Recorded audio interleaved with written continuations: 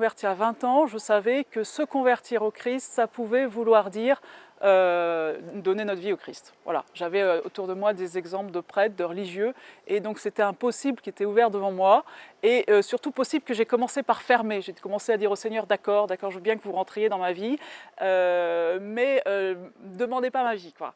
Et puis finalement, 4 ans après ma conversion, j'ai compris que le Seigneur, ce qu'il me demandait, c'était d'abord ma vie, mais ce qu'il voulait, c'était ma plus grande joie. J'ai entendu cet appel à travers la parabole du jeune homme riche, et j'ai compris que voilà, il ne fallait pas que je rentre chez moi toute triste le soir, et que ma joie c'était lui. Et à partir du moment où j'ai compris que ma joie c'était lui, bah forcément j'ai dit oui. Mais j'ai dit oui dans la seconde où j'ai compris, quoi. À partir du moment où voilà, il y a une espèce de bouffée d'oxygène, d'amour qui est rentrée dans mon cœur, j'ai dit oui, Seigneur, oui.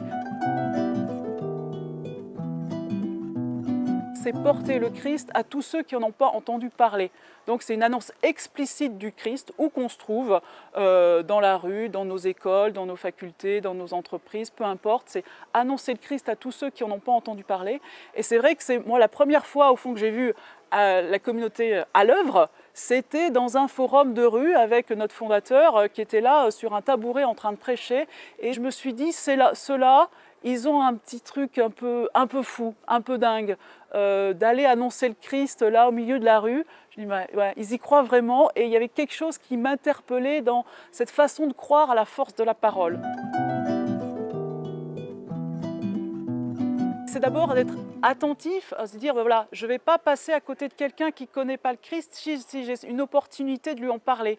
Dire que même si je croise un pauvre dans la rue, je vais essayer d'aller le toucher en lui parlant du Christ, parce que je suis convaincue que c'est en fait le Christ qui peut l'aider. Par exemple, la semaine dernière, il y avait un pauvre là dans les rues de Lyon, ça faisait plusieurs fois que je passais à côté de lui et je n'avais pas le temps de m'arrêter.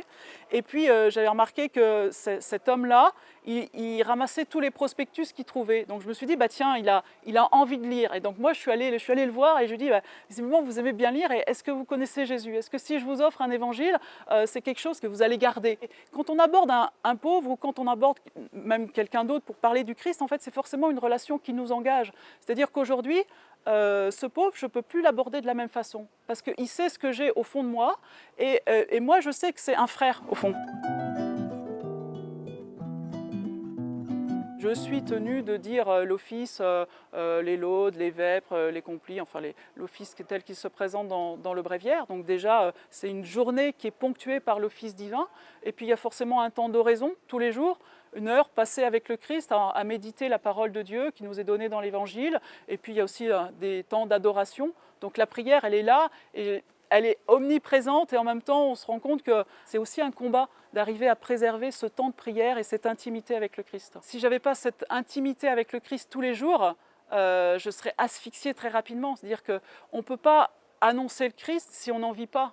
On ne peut pas vivre une consécration si on ne vit pas au jour le jour avec celui qui est notre époux, au fond. Comme dans les relations familiales, conjugales, voilà, on a besoin d'être en face de l'autre, on a besoin de lui parler, et dès qu'il n'est pas là, ça manque.